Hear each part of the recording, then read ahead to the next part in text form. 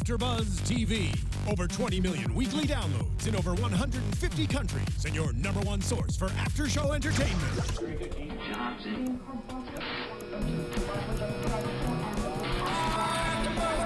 AfterBuzz TV, the destination for TV superfans. Producing after shows for over 300 of your favorite TV shows, interviewing celebrities and showrunners, and bringing you behind-the-scenes exclusives. All thanks to E! Entertainment's Maria Menounos, producer Kevin Undergaro, and internet leader Akamai. Now, let the buzz begin! Wow. Yeah! Get it, girl. Get it. Again, doing weird things with my hands because that's just what happens here. I like it. Welcome to another week of AfterBuzz TV's Monday Night Football After Show. I'm your host, Christina Kaplan. You can find me on Instagram or Twitter at TinaCap.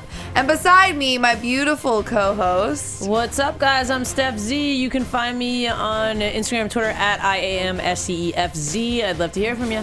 Oh, she would. I'll write you back, yo. I'm just saying. She ain't too cool. She ain't too cool. Actually, though, I want to talk to you about how was your interview with Clipper Darrell? Oh, I saw him. If you guys don't know who Clipper Darrell is, if you're not in the LA area, he attends every single Los Angeles Clippers basketball game in full Clipper regalia, like a full 3-piece suit that's like red and blue that says Clippers all over it. And he's become their unofficial mascot. And so Stef just did a really cool interview with him on for his podcast, or what was it for? Actually, he was on another sports show that I do. He was a guest on it, and he asked me to be a guest on his show. So I did his Fan Truth radio show at Dash Radio, and we talked about, some of the things happening in sports, and he was interviewing me on being a Jets fan and why, and he loves how much I love the Jets. So we talked about the Jets, his Clippers. We had a ping pong challenge, and the loser has to wear the other team's stuff head to toe. Who won? We didn't play yet, Oh. so it happened. But he's amazing in what he does, and he really loves his team, and it was really fun. Yeah, Thanks for asking. I didn't even know you saw it. Yeah, no, because I follow him. Obviously, I follow you on Twitter and Instagram, but I follow him as well. And I kept seeing him post about like all these photos of you, like he was about to interview you, and I'm like, oh, that's my girl. Yeah, so it was exciting. super fun. He's super rad. Yeah, so. I met him before too. He's a nice guy, and it's funny because he's just so into his team, and yeah. And it's great to have fans like that. Yeah, and it's kind of cool because I'm not super affiliated with a basketball team. Yeah. So I'm going to a Clippers game on Friday. Oh, fun. Who do they play? I think they're playing the Pelicans. Cool. They should be able to win. Hopefully. Yeah, well, they're in a kind of a slump, so we'll see. I know. Anyway, I'm happy. Yeah. Go Lakers. Anyways, what are you, 2-12? What is it? Something like that. Crazy. Baby. Anyway, let's get back to football. Yeah, we're on to Monday Night Football, Bills at Patriots, which could have been an epic matchup, should have been an epic matchup. It wasn't horrible. Yeah, it was interesting. For me, it was interesting. I really liked the Bills' defense. You got Rex Ryan behind there, and he knows and studies the Patriots, coming from the Jets. And we always, as the Jets, gave the Patriots a run for their money. The Bills gave them a run for their money. But the Patriots, at the end of the day, even though the Bills' D shut their offense down, their run game down, so to speak, they hit Tom Brady down, 11 times or something like that? So it's like they captivate on that, but in the same sense, the Patriots make teams beat themselves, and that's kind of what happened. Yeah, it was a bummer because I felt like I definitely agree with you on that point, and I felt like the Bills' defense played great throughout the game for the most part. They had a little bit like that blown coverage at the end of the first half that allowed for that Patriots touchdown. Yeah. But which again came off of a missed field goal. Yes. So the Patriots capitalized on opportunities that come, and the Bills kind of weren't. Right. And so I felt like the Bills' defense was really putting their best foot forward, so to speak, but the offense, they couldn't really do much in that second half. They weren't having luck, and then of course at the end there, Tyrod Taylor got injured, which had a lot to do with, his ability and capability to throw the ball. But it was you interesting. could see that. Once he got hurt, he threw like a perfect on-point pass. A lot of his balls were underthrown, overthrown, whatever. And as soon as he was hurt, he like threw a couple right on point. And I was like, yeah, that's but interesting. then you could tell too that a lot of his, it was taking everything in him to get that ball to someone. Yeah. And they weren't going far. Yeah, true. Which I think, what do you think about that judgment call by Rex Ryan to not put EJ Manuel in when Tyrod Taylor's clearly injured? He's grabbing at his collarbone the whole time. It was interesting because when we saw Emmanuel practicing, warming up on the sideline, I actually, when it was like 46 seconds or whatever it was, I actually thought they were going to put him in, and I actually thought it was a good play because they were having problems with the headsets. You get a quarterback in there that's a little bit more veteran, that's been playing with the Bills a little bit longer, and in case that happens, he can just call the plays on the fly. Like, I thought that was maybe some of the thought process behind it. Like, yes, he was hurt as well, but I thought maybe, okay, that made me feel a little bit confident because it's not, it's not like you're putting in, a rookie quarterback in that situation because somebody else is hurt. Granted, he's been struggling, and that's why Taylor's starting. But I feel like he might have the smarts or to be able to navigate through those situations a little bit better. Yeah, no, I agree with you. I thought that. I'm sure what happened is Tyrod probably said, I'm fine. Don't take me out. I'm fine. And, they're going to agree with him and let him stay in when really probably he should have come out. Yeah. But then again, it's like, it's a tough call because maybe he comes out and EJ hasn't thrown a ball the entire night. And he warmed up for a little bit, but he's going into a pivotal point of the game where you're expecting him to make perfect plays. And you're like damned if you do and damned if you don't. Yeah, totally. So it's a bummer. I guess we'll find out probably in the next day what happened, if it's anything serious with Tyrod. Hopefully not. I like him. I think it's nice to see that he's finally because he's been in the league for a little while, a couple years, and this is the first year with the Bills, though, right? Yes, yeah, and he was behind Flacco at the Ravens, I think. You're right, and Emmanuel's been with the Bills for what, 3 seasons? I think 3. Yeah, so that's So it's nice to see him actually finally come into his own as a quarterback, since he hasn't really had the opportunity to shine like people thought he would out of college. Right, coming out of Virginia Tech, where he went there because he's from that area and because Michael Vick went there and he went and broke all Michael Vick's records, and I thought that was kind of cool. They mentioned that on the broadcast today too. But anyways, so all right, we talked about Tyrod a little bit.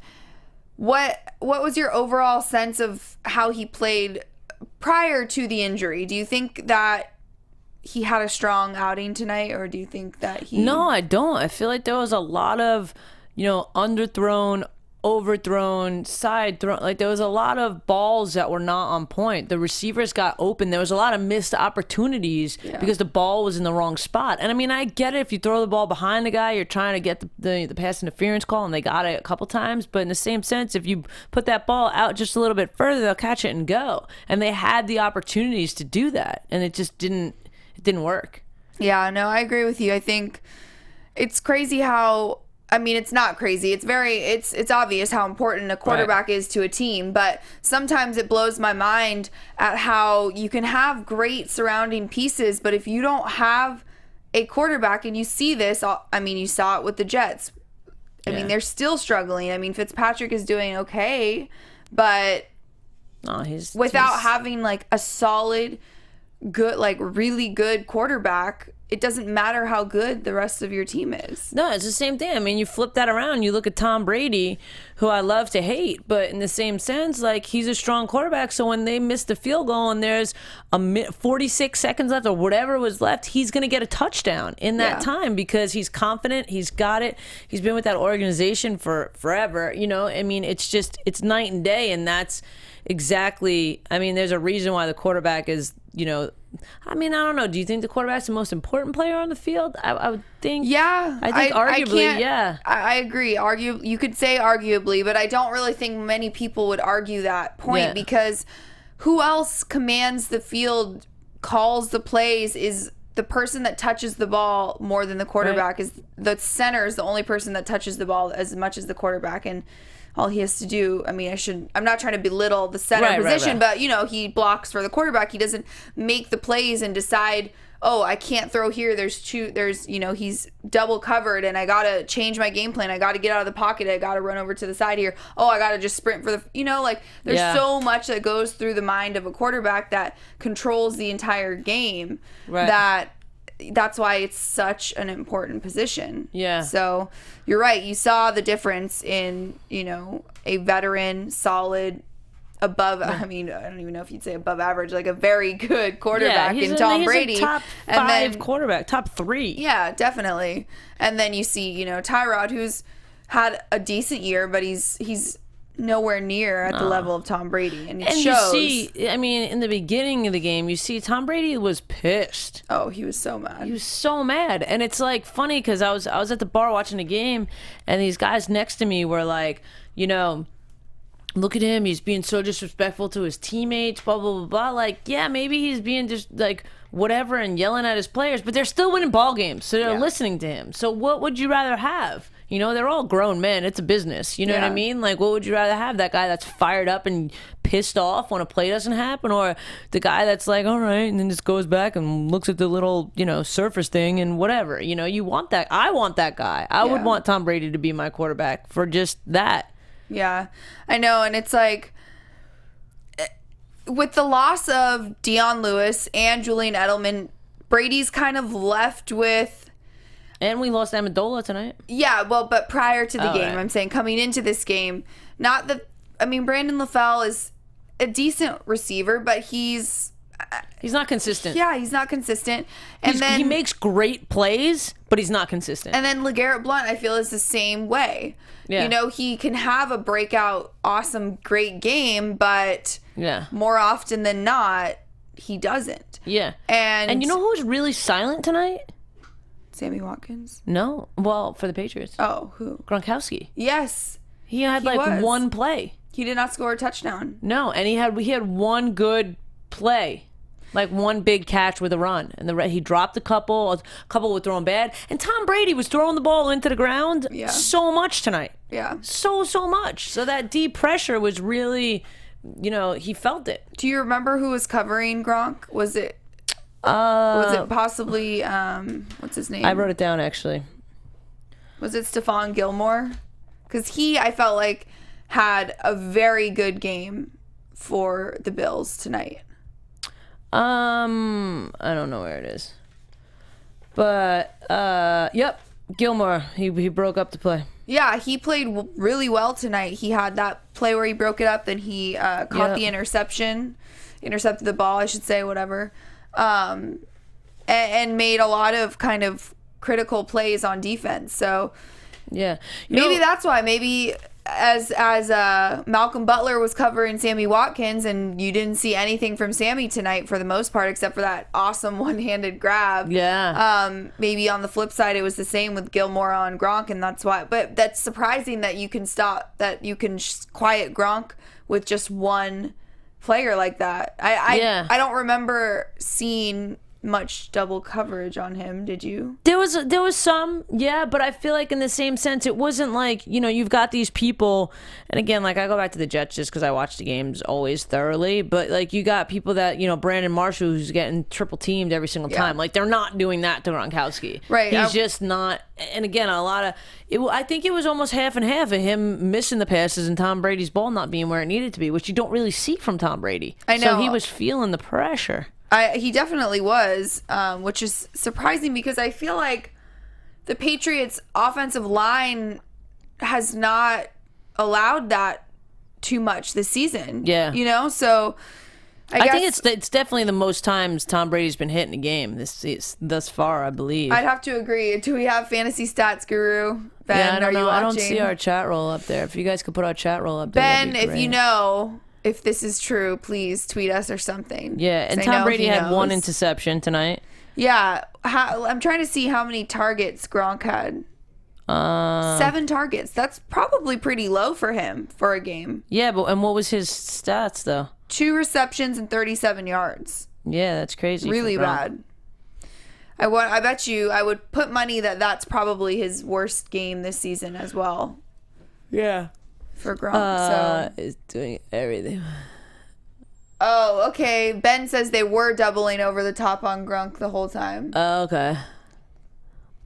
All right. Well, fair enough. But and still, you're right. Tom Brady is doing everything with nobody. That's what we were saying. You know, that he doesn't really have any weapons. Even though, honestly, Julian Edelman, like, he's okay. He's not that great. But Tom Brady makes him great. It's just like, I feel like, I mean, Eric Decker's having a great couple of seasons with the Jets. It's not like he's consistent. He's consistent. But Peyton Manning made him a better receiver.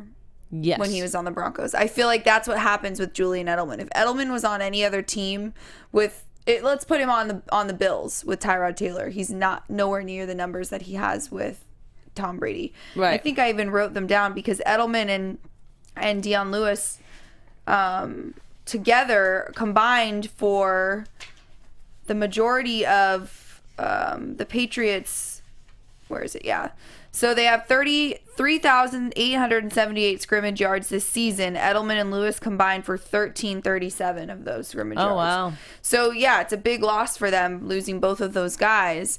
Right. But like I said. Happens. Again, and this is the season of the injury. Yeah. So many people are injured. You know what I thought was something to make note of? Do you see when Tom Brady got that one hit? And then they were talking about all the concussions and stuff. Yes. And I was surprised that because of what happened yesterday to Bradford. Was it Bradford? No, it was I I saw them show that replay. Who was it? Anyway, that they didn't make him, make sure he didn't have that. Because he got up and he was shook. Well, yeah, because he got up and then he fell down again and, like, his arm was dead. Like, you could tell that he most definitely got a concussion. Yeah, I wonder. I know. I remember watching them show that replay, and now I can't think of which quarterback it was. Yeah. Ben?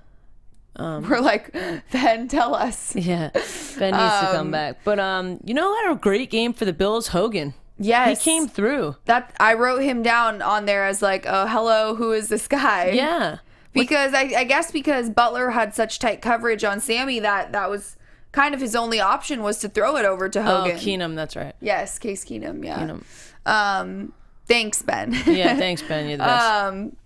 Yeah, so I guess that was really his only option was to go to Hogan, and I felt like it took them a while to catch on to the fact that he was just getting wide open looks the whole time. I agree with you. So, I don't know. I mean... It was also, they had the Patriots field goal kicker had 52 consecutive field goals at home until tonight. Gotskowski or whatever. Gotskowski, yeah.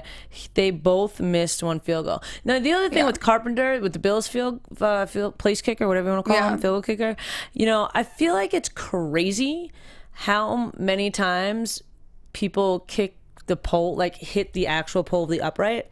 His ball hit both. I know. Doesn't happen. I know. That was crazy. Yeah, and it seemed like it was in the trajectory of going through the field goal, like no big deal, and then it just kind of veered. It was windy there, they said. Yeah. I don't know. It was crazy. I mean, that's what's so difficult about being a kicker, and I know everyone always likes to make fun of the kickers and say that they're not real football players. The only job they have to do is kick the ball. Whatever. But you put yourself in that situation where you can practice as much as you want, but sometimes stuff happens. Well, yeah. And it's 20 degrees out. The wind's blowing. And if you kick that ball like a fraction of, a little inch to the left of what you normally do, you could miss it easily. Yeah. And that's just, you're not perfect. Stuff No, I get it. I'm not hating on kickers ever. No, I wasn't saying that you were, but I'm just a lot of people like to do that and say, oh, if he would have just made that kick, it would have been a different game, blah, blah, blah, blah, blah. Yeah. But it's tough. I can't imagine being a kicker, all that pressure. No, it's a lot. But I mean, again, too, that's why you're in the NFL. Yeah. How many kickers are there across all 32 teams? What total? There's 100 guys that are getting paid millions of dollars to kick a freaking ball through an upright. True. You know, I mean, there's two sides of that, I think. True. Just saying. I know, you're right. I'm just saying. Can't handle the heat. Get out of the kitchen. Yes. All in all, though, this was a very close game in the Patriots, Patriots standards, because the first game that they played in week 2, the Bills lost 40-32. Right. And Tom Brady threw for over 400 yards or something against them, which is the most any quarterback has thrown against a Rex Ryan defense. Yeah. I think Drew Brees was the second most, and that was in like 2012 or something. So they held them to 20 points, which is good. Yeah. And theoretically, there were a couple really, actually, it probably should have been 27 because of that blown call by the refs. Oh my goodness, we got to talk about the refs. They were so bad tonight.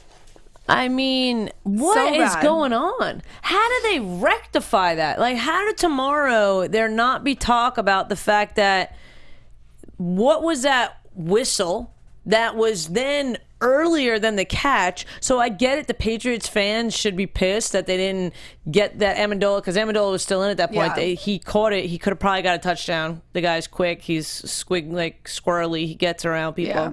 But the whistle was blown. The ball was clearly not caught. That makes it an incomplete pass if the ref does screw up. Like, that's what the rule book says. Right. Then on top of that, at the end of the game, he got out of bounds. They should have had 2 seconds left. They screwed the Bills a couple times at the end of that game. First, he got out of bounds. First when they called that, they were going to review that first down that they called. They said Robert Woods got the first down. Then they let all this time bleed and like said, 10 seconds. Wait, we're going to review now. And then never put the time back on the clock. Then, Sammy Watkins was out, and they could have had one Hail Mary attempt at the end there. I'm not saying if the situation was turned around, I would feel more like, like if the situation was completely turned around and it was the Patriots that got cheated at the end, like if the teams were complete opposite, I would be like, man, thank God Tom Brady could. Like, I'm not saying that Taylor would have thrown an interception. Tom Brady would have, a touchdown pass with 2 seconds left. Tom Brady definitely has a better chance at doing that. But in the same sense, it was very, very bad refereeing tonight. Yeah. And there's always bad calls, and it's part of the game, and I get all these reviews and all these things that they put in place to try and make it more fair, but today was bad. Yeah, it wasn't like bad calls, it was just like dumb calls, like, okay. Yeah, it wasn't like questionable. Are you watching? Especially at the end there, you even pointed out that ref was standing right in front of the play. Like literally right there. Like right in front of it, and said no, and then it got overturned. Yeah. And Carlos Williams didn't score tonight, did he? I don't think so. I think it was just I don't think so either. LaShawn McCoy. So that breaks his streak. He was on pace for having the most consecutive games with a touchdown to begin his career in NFL history. He went 6 straight games. Tonight would have been 7, and he would have he would have been the number 1 on that list. Unfortunately, he stays tied with Robert Edwards, who actually was a Patriot. Yeah, that's interesting. But he didn't have a great game at all. No. You know who else didn't have a great game? McKelvin. Oh my God. Are you... You know what, though? Again, they've said it so many times during the game. They said that this game, when it's that cold, the ball gets slippery. Which I don't know. I don't know if it's getting dewy and freezing. Like, I'm not sure exactly why. I'm sure somebody made sure that the balls were inflated tonight, because this is when the Patriots like to do that. But shots fired. I'm just saying. But no, I feel like that was, and they kept saying it, and we definitely did see that. On that one kickoff, both teams fumbled. Yeah. You don't see that. Like, this game, it was almost like you could have a whole bloopers reel in this, from the players to the refs to the coaches. Rex Ryan on the field, I thought he was going to get thrown out of the game. Yeah. You can't walk onto the field when you're a coach like that. Like, that's just crazy. I know, you're right. There were a lot of kind of scratch your head plays, like, or just things that happen, like, what's going on here? Yeah, people's brains are frozen. Yeah, I don't know what did they say how cold it was out there? I think it was like 29 degrees. Ugh. And it felt like 20 with the wind chill or something like that, which is crazy. Yeah, not cool. No. Where was my? You could reverse that. That was our temperature today, 92 probably. I know. For all of you that are not in California, it got really cold all of a sudden. Now the last couple of days it's been 90 in the 90s. Now next week it's supposed to be 57 again. I just don't understand what's going on. Global warming. Oh yeah, fantasy stats guru Ben. Yes, I definitely feel like McKelvin is in the suck bucket 100%. For tonight. 100% suck bucket. Because who else could you put there? The refs. It's either the refs or McKelvin. But I think McKelvin definitely. Yeah. Because he dropped 2 punts tonight, didn't he? Well, he recovered that last one, thankfully, but then it put them in horrible field position. But I think he was trying to do a fair catch anyway. Yeah, but he wasn't even close to the 20-yard line. So where he where he fell, I think that's where they put the ball, right? Yeah, and then they fumbled again, but it actually helped them out because it stopped the clock because they recovered. Yeah. Not that you ever want to try that as a strategy. Yeah. No. Probably not the best. How were our predictions last week? I don't even remember. I know. I was like, wait. I feel like I picked the Bills. Yeah, we all picked the Bills, so we all lost that one. Okay. The Cardinals beat the Bengals, so you lost because you chose the Bengals. All right. And I picked the Jets, so I'm 0-3. The Jets lost. All right, I'm just going to not pick anymore. That's okay.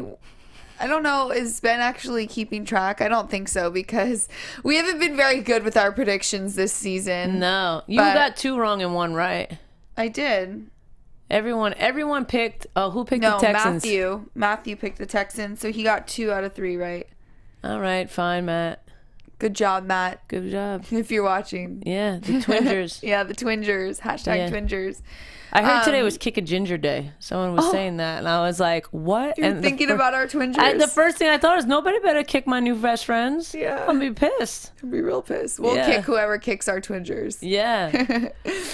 All right, well, let's see. Next week we have... Are we doing picks already? Let's get into predictions. All righty. Where's my schedule? Next week... Your AfterBuzz TV predictions. The Bills play the Chiefs in Kansas City. Ooh, they're both fighting for a playoff spot. The Chiefs are kind of on fire. I'm gonna pick the Chiefs. Fire. Shut it. Okay, and then the Patriots. Where is their schedule? Please play someone you're gonna beat. Yeah, that's the other thing too about the Patriots is they haven't really played anyone. They haven't played any winning teams. Yeah, I mean everyone's talking about how they're undefeated. If you look back to 2007 when they had the same type schedule, that's how it rotates every 8 years. That was when they were undefeated, 16-0. Yeah, and they didn't win the Super Bowl. Time. It's like they're not playing. It's not like they had to play the Broncos and the Cardinals and Seattle and teams that are actually good and winning. They're playing teams that they played the Steelers. They played the Bills in week 2. They played the Jags. They played the Cowboys, Colts, Jets, Dolphins, Redskins, Giants. Bills this next week. I don't think anyone has over a 500 record out of all those teams. Now the problem with this coming week of them going to play the Broncos in Denver is that Brock Osweiler is at quarterback, so Peyton Manning is out. Well, that's good for the Broncos. No, that increases the Patriots' chances. Brock Osweiler is nowhere near as good as Peyton Manning. Peyton Manning's been sucking it. What are you talking about? He threw 4 interceptions and he's hurt the week before last when they benched him. Oh, there he is. Ben says, I'm 3-6? Really? Ooh. And Steph's 5-12. How do I have 6 less picks than her? I don't know. And then he's picking the Pats over the Broncos. I'm picking the Pats over the Broncos too because I just don't think that I'm going to pick the Broncos. Okay.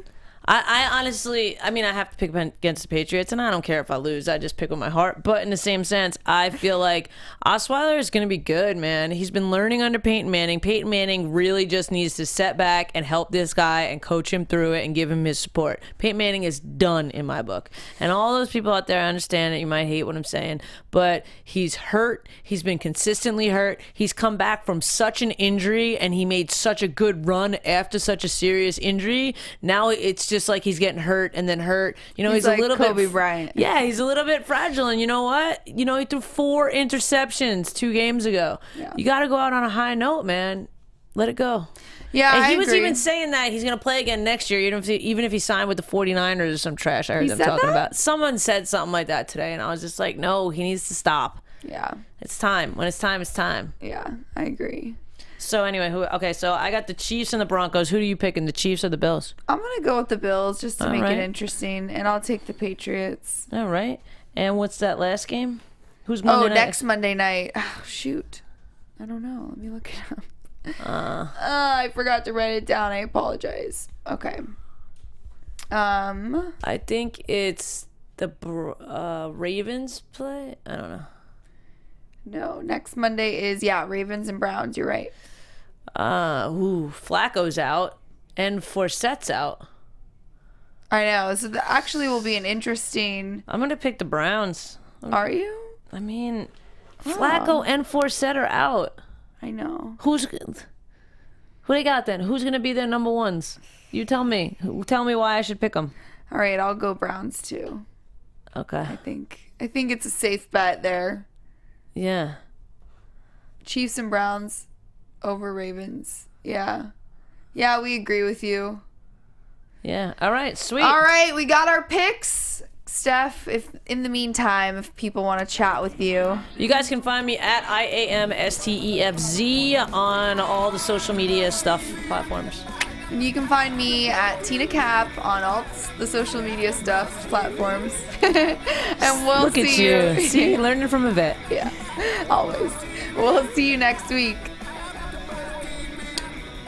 From executive producers Maria Menounos, Kevin Undergaro, Phil Svitek, and the entire AfterBuzz TV staff, we would like to thank you for listening to the AfterBuzz TV network. To watch or listen to other after shows and post comments or questions, be sure to visit AfterBuzzTV.com. I'm Sir Richard Wentworth, and this has been a presentation of AfterBuzz TV. Buzz you later. The views expressed herein are those of the hosts only and do not necessarily reflect the views of AfterBuzz TV or its owners or principals.